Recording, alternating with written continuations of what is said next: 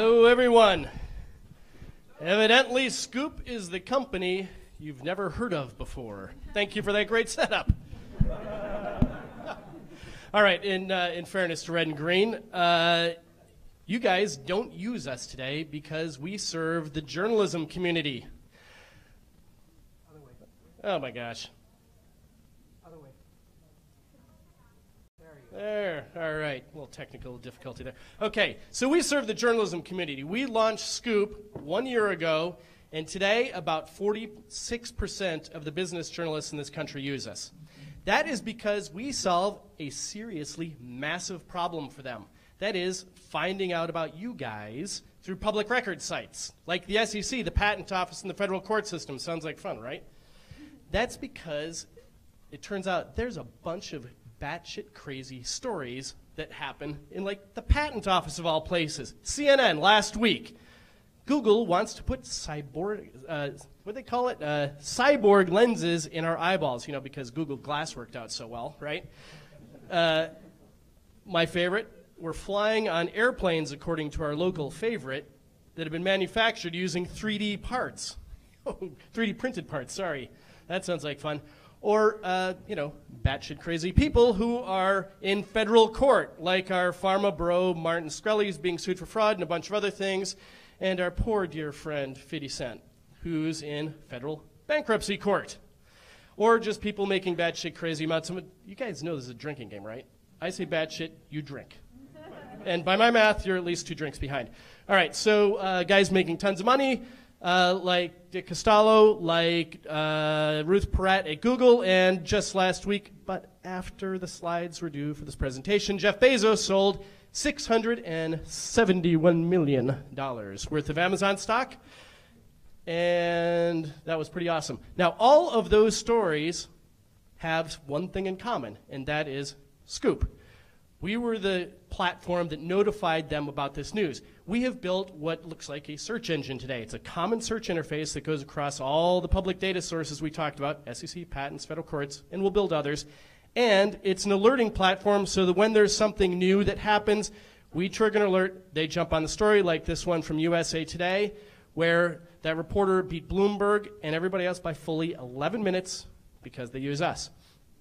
So, if you're smart people and you look like you, well, a couple of you look like you might be, you're thinking to yourself, great, these guys have successfully cornered the market on the profession that has the least money. Congratulations. These Sqoop guys must be crazy. Wait, how crazy? All right, everybody drink. Jeez, you guys are terrible. All right, so there are not that many journalists. They don't have money. But don't worry. I'm not as dumb as I look.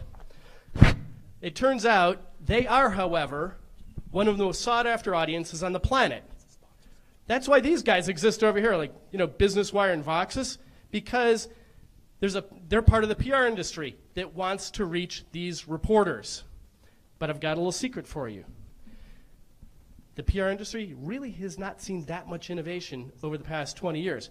Yes, there are great people. Kevin Pedraja, who's up here from Voxus, great guy, great PR firm. We heard Warner talk about how Business Wire is trying to innovate. So the models today are very much one to many. How do we get our news in front of the right reporters? We are building something entirely different, which is built around the experience of the reporter. Notice how we started solving a news discovery problem for them. Well, the next thing that we're going to do is help you guys get your news in front of the reporters. As it turns out, business reporters want to hear from you. They just don't want all the spam associated with it. So we are in a unique position to be able to do that because guess what? 46% of the business journalists after 1 year use us, and 80% of them use us every single week. I'll show you what it looks like. So this is a email alert that reporters get from us. This is a Seattle reporter who's getting notified about an SEC filing from Expedia. Now there's something else going on here. There is a piece of news from a company called HealthSlate, a very cool startup in Bellevue. Those guys paid us to have their news show up in our alerts and our search results. We didn't send this news to everybody. We sent it to those reporters for whom it is relevant, something we're uniquely able to do because we understand their needs better than anybody else. In any event, we saw great results from that, great click-through rates, and so forth. So we are actually looking for a developer to help us build out this experience a little bit more, because this is what we're going to be launching mainstream very soon. Oh, and by the way, here's the story that resulted in GeekWire from this one. So the CEO of this company loved us because he paid us a fraction of what he would pay the PR industry, and, well, what about the journalist? He thanked us for it. We are building a PR experience around the journalist. This is fundamentally different from anybody else. And, yeah, so we're a less expensive way to reach journalists. I think you guys got that, and we're better. Now, my co-founder in the back, black shirt, waving his hand. Boop, boop. If you're a developer, go talk to him. In the meantime, we have changed the face of journalism in a year. In another year, we're going to change the face of PR, and I'd love to take your questions. Thank you.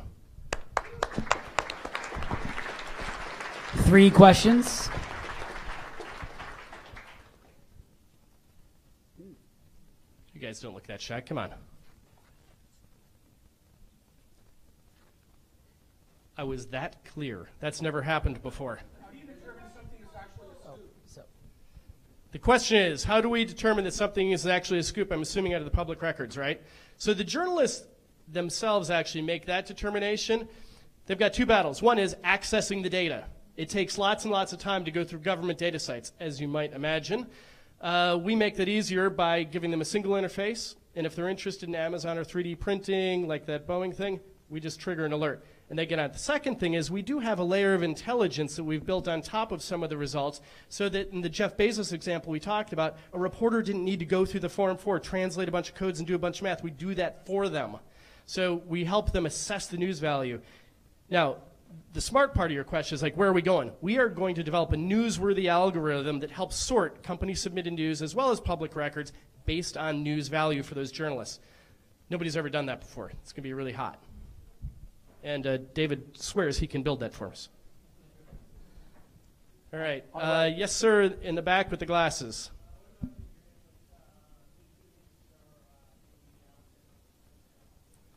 So the question is integrating with WikiLeaks, Panama Papers, and other places.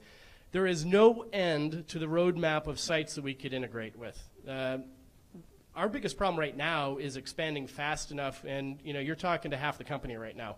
My co-founder's the other half, obviously. I'm very good at math. So we actually have requests to expand to Japan, UK, India. It's kind of crazy. Same problem many, many times in any kind of free democracy. I think we've got, yes, ma'am. Sir.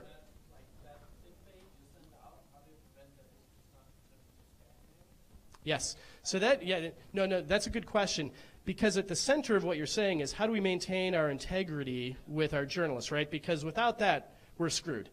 So there are ways to do it with ratings, with proper algorithms and so forth. So the way that it works when a company uploads their story to us, or goes through this wizard type of experience, we will allow them to, we'll say this is what it's about, and agree, disagree, etc.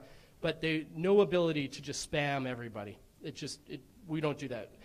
In PR, these guys will tell you, in PR it's not about big numbers. It's about hitting the right reporters. Like if your startup creates autonomous vehicle technology, you care about the 12 reporters who care deeply about that topic, not all technology reporters on the West Coast. That's too much.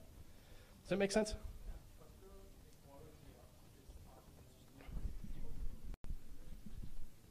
The which news? Yep.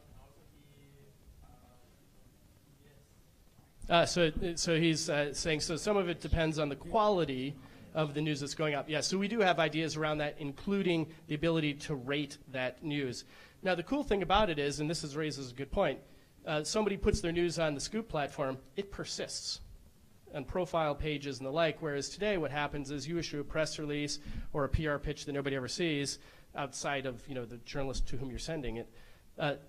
Tomorrow it's on page 34 of Google, right? With Sqoop, it'll persist on your news page, and so that's both a good thing for the businesses submitting the news as well as the journalists who might look for you down the road. All right, ladies and gentlemen, let's hear it again for Sqoop.